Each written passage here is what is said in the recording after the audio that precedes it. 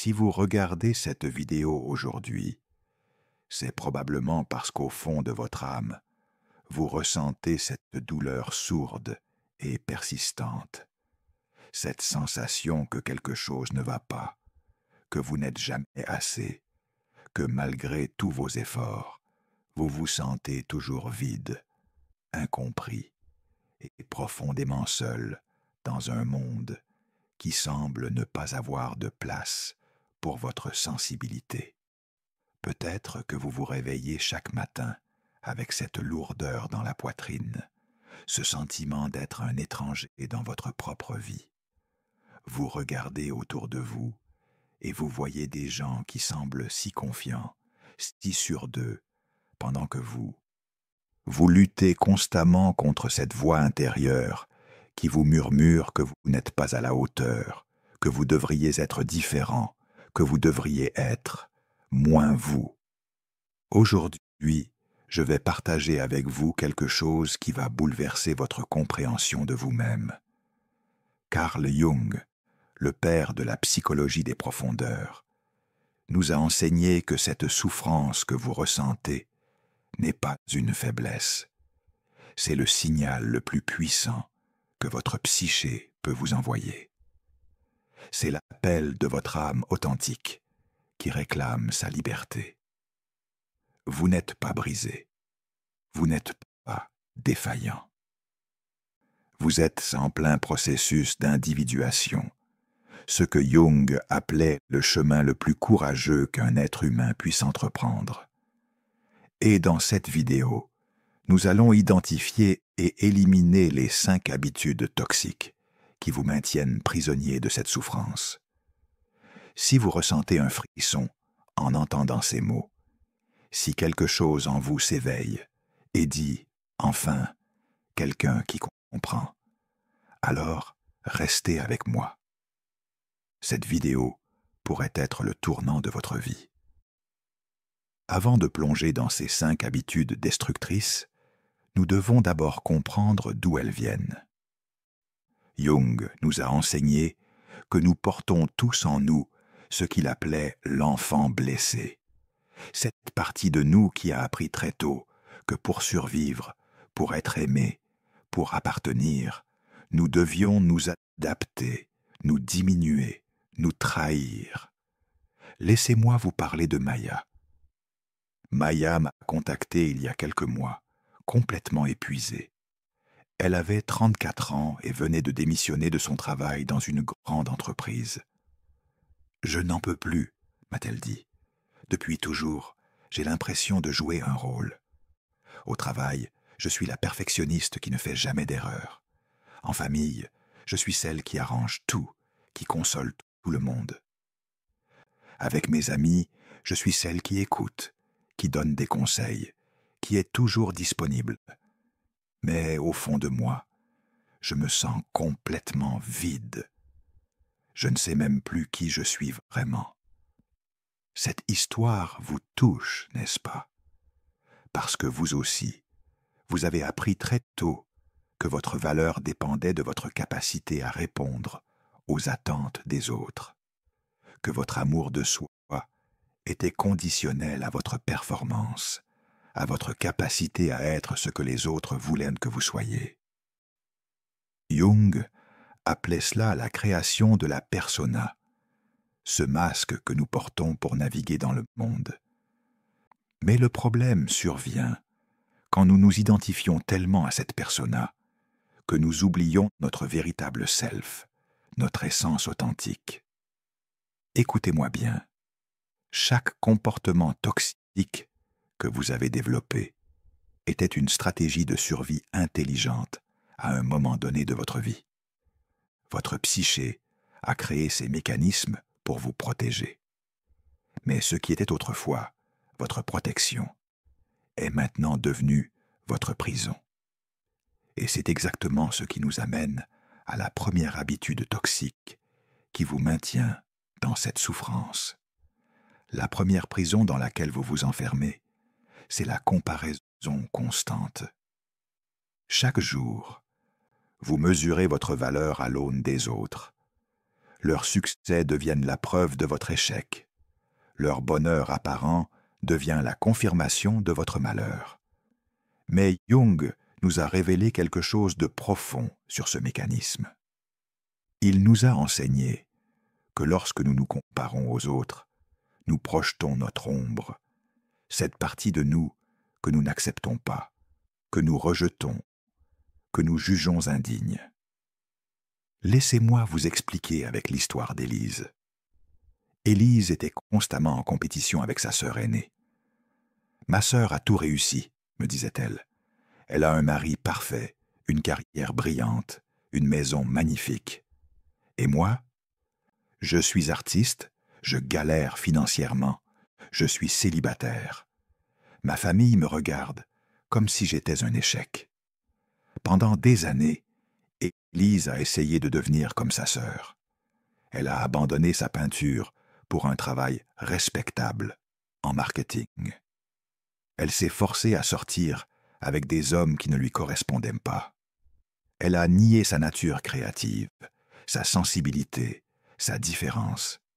Mais voici ce que nous avons découvert ensemble. Élise ne jalousait pas vraiment la vie de sa sœur. Ce qu'elle jalousait, c'était la confiance de sa sœur en ses choix. Sa sœur avait osé suivre son chemin, sans se préoccuper du jugement des autres. Tandis qu'Élise s'était toujours définie par rapport aux attentes extérieures. Jung nous enseigne que derrière chaque comparaison se cache une partie de nous que nous n'osons pas embrasser. Quand vous regardez quelqu'un et que vous ressentez cette pointe d'envie, cette amertume, posez-vous cette question.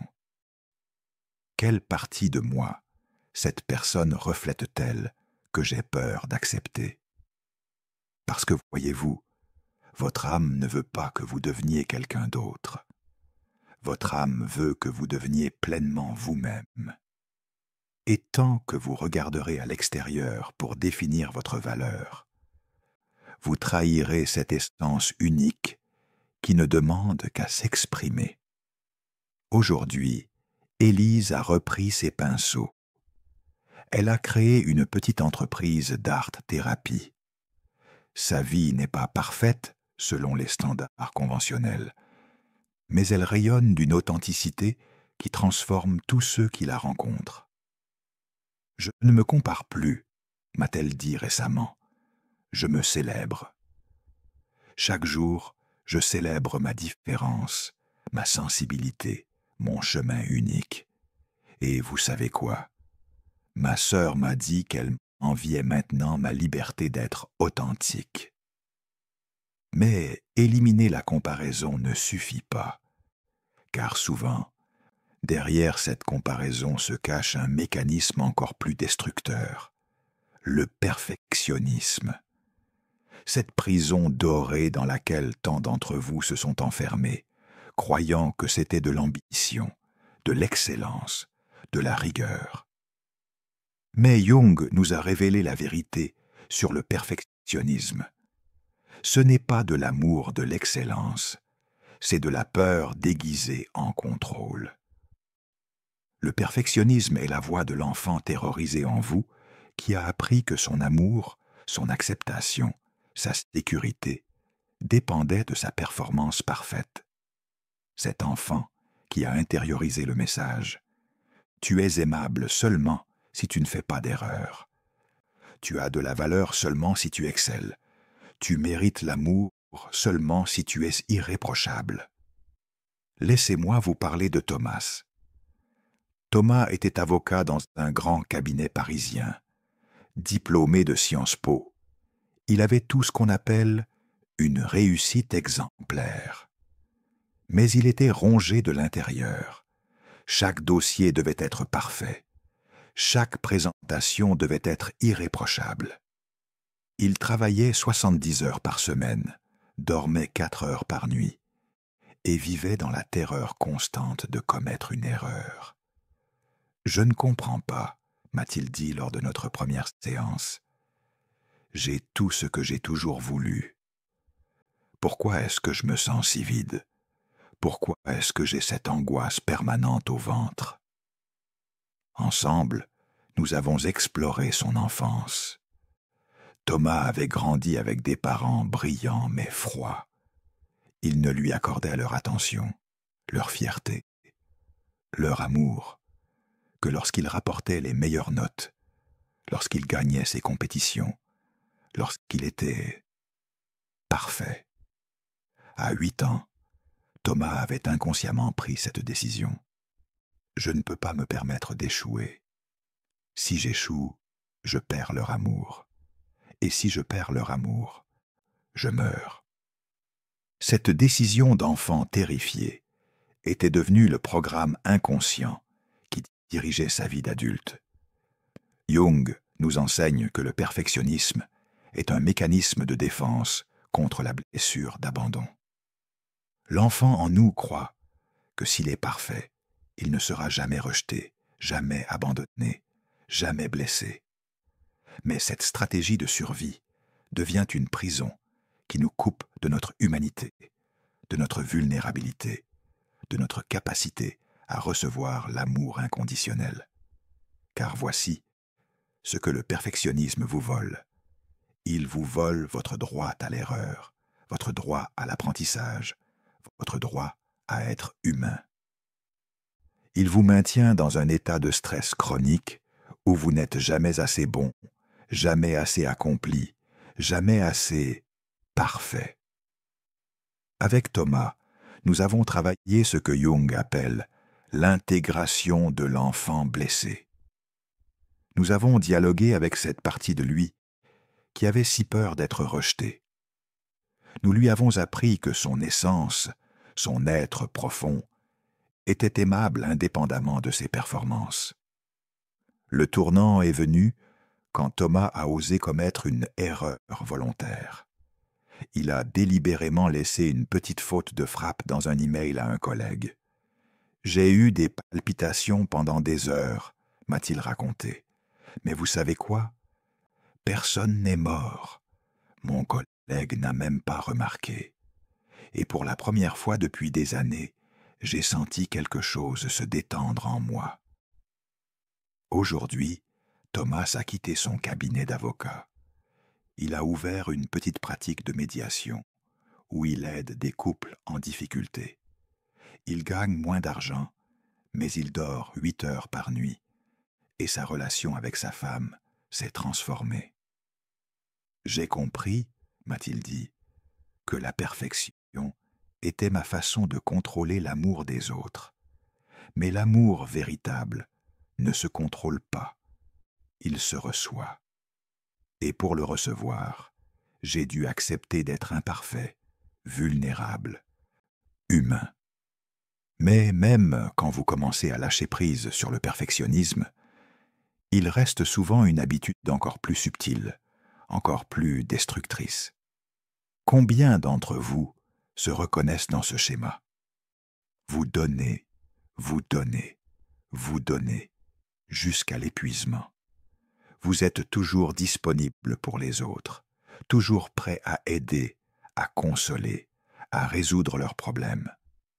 Vous vous videz de votre énergie vitale pour remplir le vide des autres, et vous appelez cela de l'amour, de la générosité, de l'altruisme. Mais Jung nous a révélé une vérité dérangeante. L'auto-sacrifice chronique n'est pas de l'amour. C'est une forme déguisée de codépendance, une stratégie inconsciente pour gagner l'amour et éviter l'abandon. L'enfant blessé en vous a appris très tôt que sa valeur résidait dans sa capacité à prendre soin des autres, à répondre à leurs besoins, à se rendre indispensable. Cet enfant a développé cette croyance toxique. Je n'ai de valeur que si je me sacrifie pour les autres. Je ne mérite d'être aimé que si je m'efface pour permettre aux autres de briller. Laissez-moi vous parler de Claire. Claire avait 42 ans quand elle m'a contacté, au bord du burn-out. Elle s'occupait de sa mère âgée. Élevait seule ses 2 enfants après un divorce difficile, travaillait à temps plein et trouvait encore le temps d'être la confidente de toutes ses amies en détresse. « Je ne comprends pas pourquoi je suis si fatiguée, » me disait-elle. « Je ne fais pourtant que ce qui est normal. C'est naturel de s'occuper de sa famille, d'aider ses amis, non? Mais quand nous avons creusé plus profond, nous avons découvert que Claire n'avait jamais appris à recevoir. Elle savait donner, se sacrifier, s'occuper des autres. Mais dès que quelqu'un voulait prendre soin d'elle, elle se sentait mal à l'aise, coupable, indigne. Enfant, m'a-t-elle raconté, ma mère était souvent déprimée. Mon père travaillait tout le temps. J'ai vite compris que si je voulais de l'attention, de la reconnaissance, je devais être celle qui arrangeait tout, qui ne causait jamais de problème, qui prenait soin de tout le monde. À 6 ans, Claire était déjà devenue la petite maman de la famille. Elle consolait sa mère, s'occupait de son petit frère, faisait le ménage pour aider papa. Et chaque fois qu'elle se sacrifiait, elle recevait ces précieuses miettes d'amour et de reconnaissance qui la gardaient en vie émotionnellement. Mais voici ce que Jung nous enseigne. Quand nous nous sacrifions constamment, nous créons des relations déséquilibrées et malsaines. Nous attirons des personnes qui ont besoin de notre énergie sans rien donner en retour. Nous devenons des donneurs compulsifs entourés de preneurs chroniques. Et le plus tragique, c'est que ce sacrifice constant nous coupe de notre propre essence, de nos propres besoins, de notre propre valeur intrinsèque. Nous devenons des coquilles vides qui existent uniquement en fonction des besoins des autres. Le travail avec Claire a été profond. Nous avons dû guérir cette croyance fondamentale qu'elle n'avait de valeur que dans le sacrifice. Nous avons exploré ce que Jung appelle l'anima, cette partie féminine de la psyché qui sait recevoir, qui sait se nourrir, qui sait dire non avec amour. Le premier non de Claire a été terrifiant. Son amie Sophie l'appelait chaque soir pour se plaindre de son travail, de son mari, de sa vie. Pendant des années, Claire avait écouté, conseillé, consolé. Mais ce soir-là, fatiguée après une journée difficile, Claire a dit « Sophie, je t'aime beaucoup, mais ce soir, j'ai besoin de me reposer. On peut parler demain ?»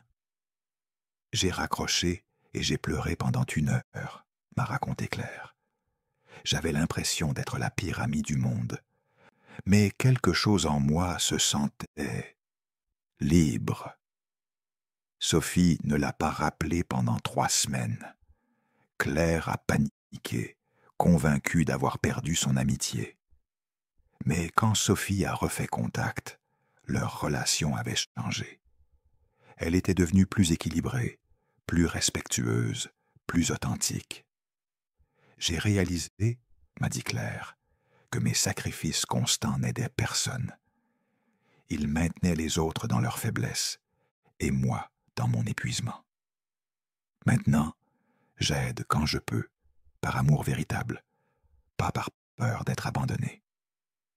Aujourd'hui, Claire a appris à se nourrir, à recevoir, à honorer ses propres besoins. Sa relation avec ses enfants s'est améliorée parce qu'elle leur montre maintenant l'exemple d'une femme qui se respecte. Et paradoxalement, depuis qu'elle ne se sacrifie plus, les bonnes personnes sont naturellement attirées vers elle. Mais il y a une habitude encore plus subtile, encore plus destructrice, qui maintient beaucoup d'entre vous dans la souffrance. Je ne veux pas être faible. Je ne veux pas être trop sensible. Je dois être fort, rationnel, en contrôle.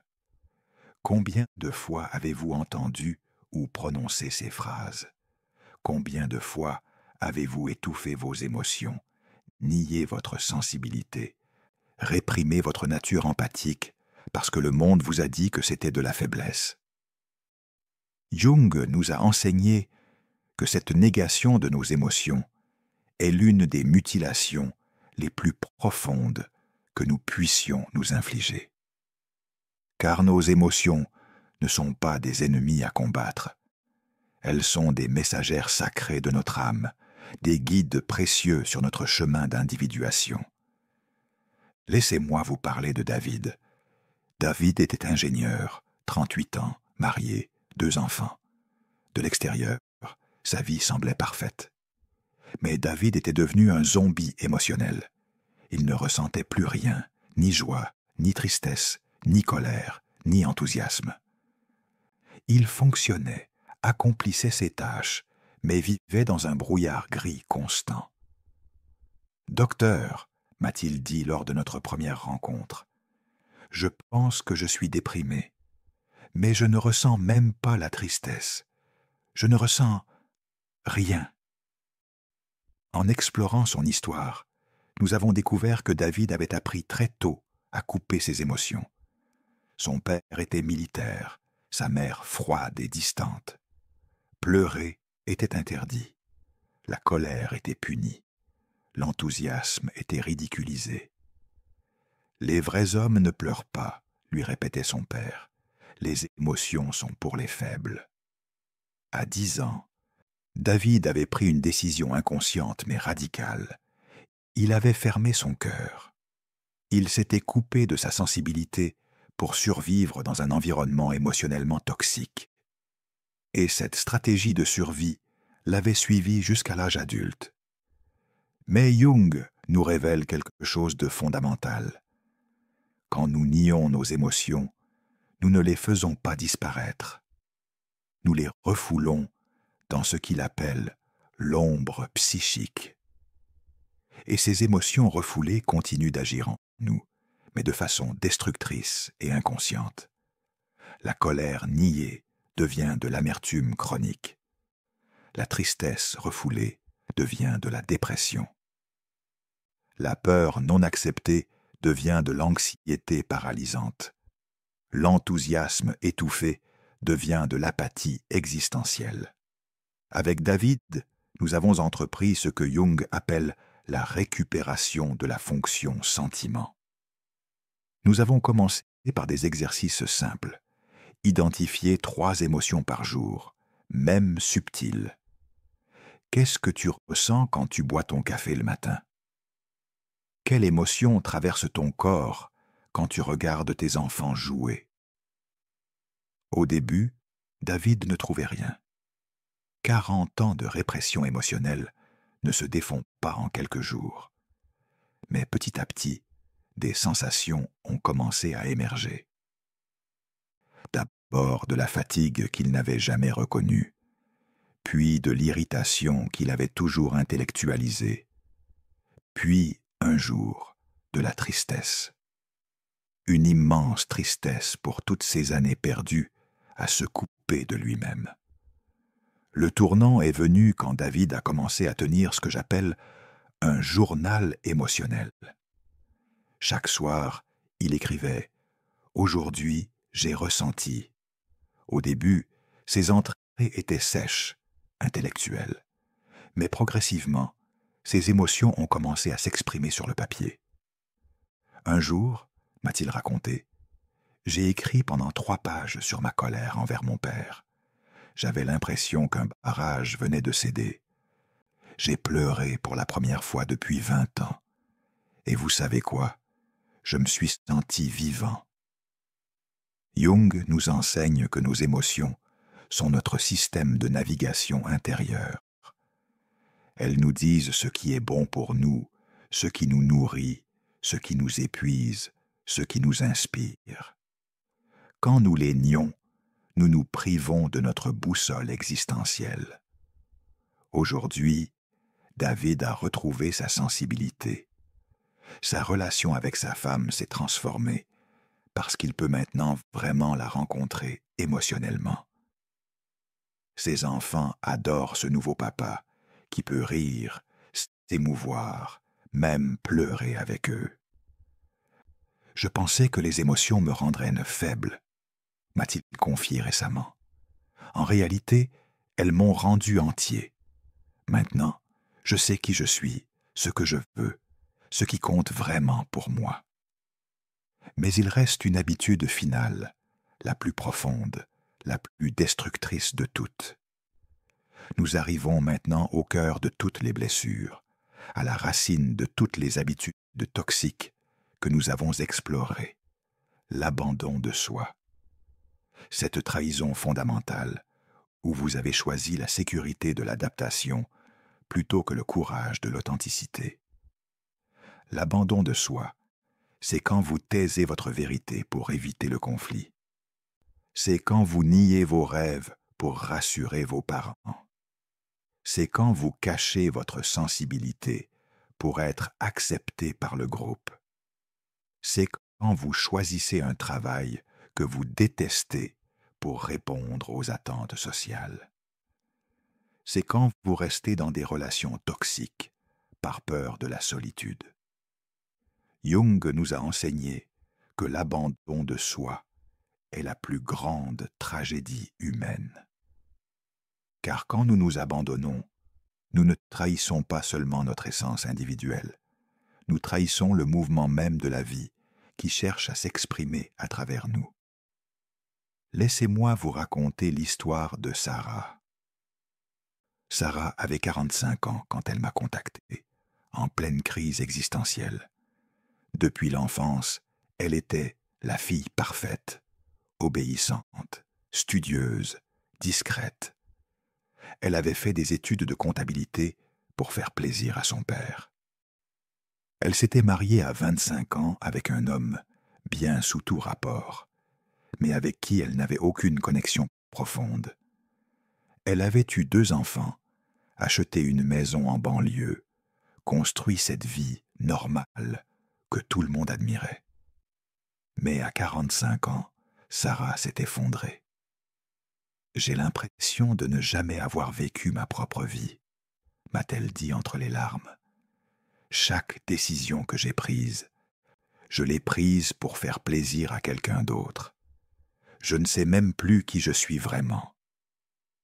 En travaillant ensemble, nous avons découvert que Sarah s'était abandonnée très tôt. À 8 ans, elle était passionnée de théâtre. Elle rêvait de devenir actrice, de monter sur scène, de faire rire et émouvoir les gens. Mais quand elle en avait parlé à ses parents, ils avaient ri. « Arrête tes bêtises, Sarah. Le théâtre, c'est pour les gens qui n'ont pas les pieds sur terre. Tu es intelligente, tu feras quelque chose de sérieux. » Ce jour-là, Sarah a pris une décision tragique. Elle a enterré sa passion, son rêve, sa véritable nature.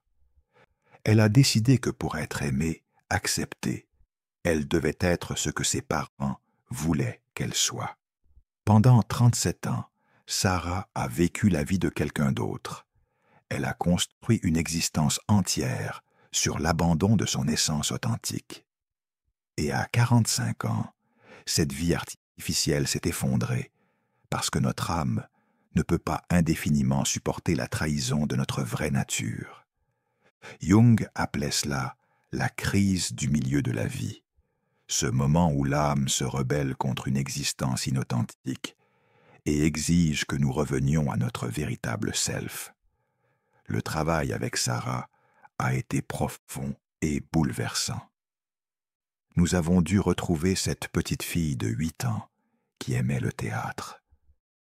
Nous avons dû guérir la blessure de cet enfant qui avait appris que son authenticité n'était pas acceptable. « Qu'est-ce qui se passerait, lui ai-je demandé un jour, si vous repreniez des cours de théâtre ?»« Oh, je ne peux pas, » a répondu immédiatement Sarah. « Qu'est-ce que mon mari va dire? Qu'est-ce que mes enfants vont penser? À mon âge, reprendre le théâtre? Les gens vont croire que je suis devenue folle. »« Et vous, Sarah, ai-je insisté, qu'est-ce que vous en pensez ?» Pour la première fois depuis des décennies, Sarah s'est connectée à son propre désir, à sa propre vérité. « Moi j'en rêve depuis toujours, » a-t-elle chuchoté. Le chemin n'a pas été facile. Sarah a dû affronter les résistances de sa famille, les jugements de son entourage, ses propres peurs. Mais elle a fait le choix le plus courageux qu'un être humain puisse faire, le choix de se choisir. Aujourd'hui, Sarah fait partie d'une troupe de théâtre amateur. Elle a divorcé à l'amiable de son mari, avec qui elle entretenait maintenant une amitié respectueuse. Ses enfants, après la surprise initiale, sont fiers de voir leur mère rayonner d'authenticité. « J'ai 47 ans, m'a-t-elle dit récemment, et j'ai l'impression de naître enfin. Chaque jour, je me choisis. Chaque décision, je la prends en accord avec mon cœur, pas avec les attentes des autres. » Jung nous enseigne que l'individuation, ce processus de devenir qui nous sommes vraiment, est l'œuvre d'une vie. Mais elle commence par un choix, le choix de cesser de nous abandonner. Maintenant que nous avons identifié ces 5 habitudes toxiques, la comparaison, le perfectionnisme, l'autosacrifice, la négation émotionnelle et l'abandon de soi, comment vous en libérer? Comment briser ces chaînes invisibles qui vous maintiennent dans la souffrance? Jung nous a donné les outils les plus puissants pour cette transformation.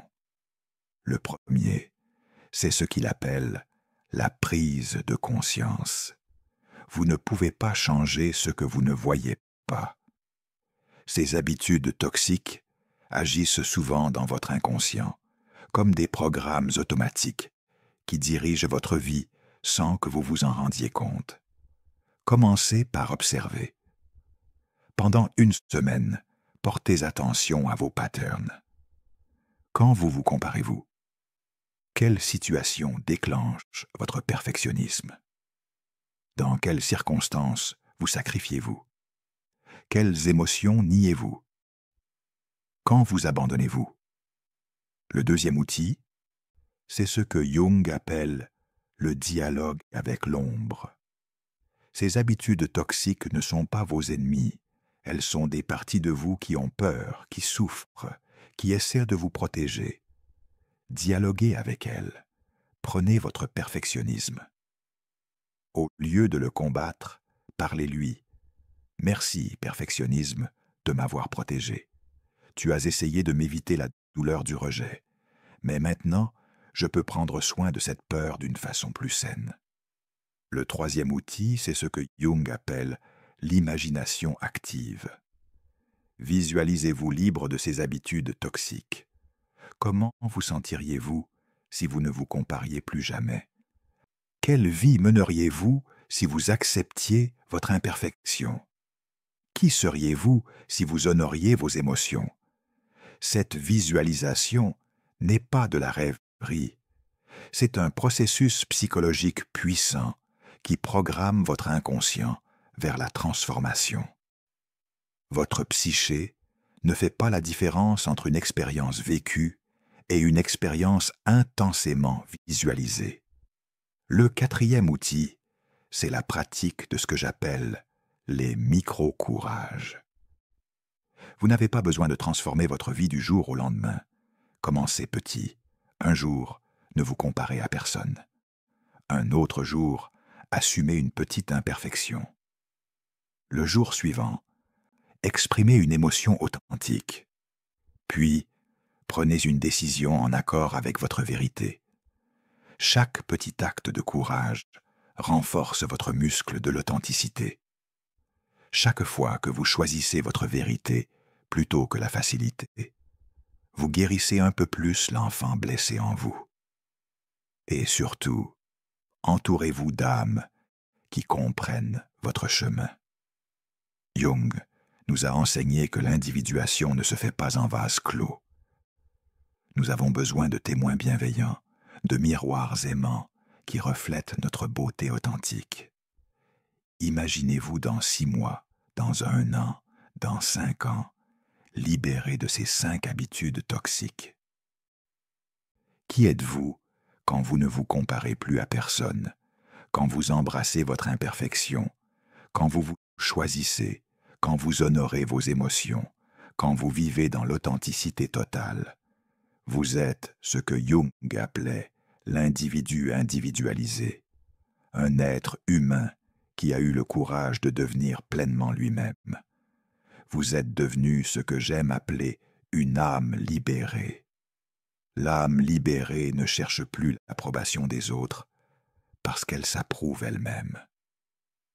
Elle ne se compare plus parce qu'elle sait qu'elle est unique, incomparable. Elle n'a plus peur de l'imperfection parce qu'elle a compris que c'est dans nos failles que la lumière entre. L'âme libérée dit non sans culpabilité et oui sans sacrifice. Elle ressent ses émotions sans les juger et exprime sa vérité sans s'excuser. Elle fait des choix qui nourrissent son essence, même si ces choix dérangent ou déçoivent les autres. Mais voici quelque chose de magnifique que Jung a découvert. Quand vous vous libérez de ces habitudes toxiques, quand vous devenez authentiquement vous-même, vous ne servez pas seulement votre propre guérison. Vous participez à la guérison collective de l'humanité. Car voyez-vous, nous sommes tous connectés par ce que Jung appelait l'inconscient collectif. Quand vous guérissez un pattern toxique en vous, vous contribuez à la guérison de ce pattern dans l'humanité entière. Votre libération personnelle devient un acte d'amour pour tous les êtres humains qui luttent avec les mêmes blessures. Maya, que je vous ai présentée au début, rayonne maintenant d'une authenticité qui inspire tous ceux qui la rencontrent. Elle a créé un blog où elle partage son chemin de guérison et chaque semaine, elle reçoit des centaines de messages de personnes qui se reconnaissent dans son histoire. Élise expose maintenant ses toiles dans des galeries. Ses œuvres touchent les gens parce qu'elles portent la marque de son authenticité retrouvée. Mes peintures guérissent les autres, m'a-t-elle dit, parce qu'elles viennent de ma vérité guérie. Thomas accompagne maintenant d'autres perfectionnistes dans leur chemin vers l'acceptation de soi. J'ai transformé ma blessure en don, explique-t-il. Ma souffrance passée sert maintenant à alléger la souffrance des autres. Claire anime des groupes de femmes sur l'importance de se choisir. J'enseigne ce que j'ai eu le plus de mal à apprendre, dit-elle avec un sourire. Je montre aux femmes comment se donner à elles-mêmes l'amour qu'elles cherchaient chez les autres. David est devenu coach émotionnel pour les hommes qui, comme lui, ont appris à couper leur cœur. Je les aide à retrouver leur humanité, explique-t-il, parce qu'un homme qui ressent est un homme qui peut vraiment aimer. Et Sarah anime maintenant des ateliers de théâtre-thérapie. Elle aide les gens à retrouver leur voix, leur authenticité, leur courage d'être eux-mêmes. J'ai 47 ans, dit-elle, et ma vraie vie ne fait que commencer. Vous voyez, chacune de ces âmes a transformé sa blessure en lumière, sa souffrance en service, son chemin personnel en chemin d'inspiration pour les autres. Nous arrivons au terme de ce voyage ensemble, mais en réalité, votre véritable voyage ne fait que commencer. Car maintenant vous savez que votre souffrance a un sens, que vos blessures peuvent devenir vos forces, que votre différence est votre don au monde. Vous savez que la comparaison vous éloigne de votre essence unique, que le perfectionnisme vous coupe de votre humanité, que l'autosacrifice vous vide de votre énergie vitale, que la négation de vos émotions vous coupe de votre sagesse intérieure, et que l'abandon de soi est la plus grande tragédie que vous puissiez vous infliger. Mais vous savez aussi maintenant que vous avez le pouvoir de choisir. À chaque instant, à chaque respiration, vous pouvez choisir de vous comparer ou de vous célébrer, de viser la perfection ou d'embrasser votre humanité, de vous sacrifier ou de vous choisir, de nier vos émotions ou de les honorer, de vous abandonner ou de vous demeurer fidèle. Ce choix, personne ne peut le faire pour vous. Pas votre famille, pas vos amis, pas la société, pas même moi. Ce choix vous appartient entièrement. Et c'est là votre pouvoir le plus sacré, le pouvoir de vous choisir. Encore et encore, jusqu'à ce que ce choix devienne votre seconde nature. Jung disait « Votre vision devient claire quand vous regardez dans votre cœur. Celui qui regarde à l'extérieur rêve, celui qui regarde à l'intérieur s'éveille. » Aujourd'hui, je vous invite à regarder à l'intérieur, à voir cette âme magnifique qui attend depuis si longtemps d'être reconnue, honorée, exprimée. Cette âme qui ne demande qu'à briller de sa lumière unique. Vous n'êtes pas ici par hasard. Votre sensibilité n'est pas une faiblesse. Votre différence n'est pas un défaut. Votre chemin atypique n'est pas une erreur. Tout cela fait partie de votre mission sacrée sur cette terre. Car les âmes comme vous, les âmes sensibles, empathiques, différentes, vous êtes les guérisseurs de ce monde. Vous êtes ceux qui portent la lumière dans l'obscurité, l'espoir dans le désespoir, l'amour dans la peur. Mais pour accomplir cette mission, vous devez d'abord vous guérir vous-même. Vous devez d'abord briser vos propres chaînes pour pouvoir aider les autres à briser les leurs. Alors je vous pose cette question du fond de mon cœur. Êtes-vous prêt à vous libérer? Êtes-vous prêt à dire adieu à ces habitudes toxiques qui vous maintiennent petit? Êtes-vous prêt à embrasser la magnificence de qui vous êtes vraiment? Si votre cœur dit oui, si quelque chose en vous vibre de reconnaissance, alors commencez aujourd'hui, commencez maintenant. Choisissez-vous, honorez-vous, aimez-vous. Et n'oubliez jamais, vous n'êtes pas seul sur ce chemin. Nous sommes une famille d'âmes éveillées, dispersées aux quatre coins du monde, mais unies par cette même quête d'authenticité et de liberté intérieure. Chaque fois que vous choisissez votre vérité, vous inspirez quelqu'un d'autre à choisir la sienne. Chaque fois que vous brisez une chaîne, vous aidez quelqu'un d'autre à briser les siennes. Votre libération personnelle est un cadeau pour l'humanité entière. Alors libérez-vous. Le monde a besoin de votre lumière authentique. Le monde a besoin de votre âme libérée. Dites-moi dans les commentaires, laquelle de ces 5 habitudes toxiques vous touche le plus? Quel sera votre premier pas vers la liberté? Votre partage pourrait être exactement ce dont quelqu'un d'autre a besoin pour commencer son propre chemin de libération.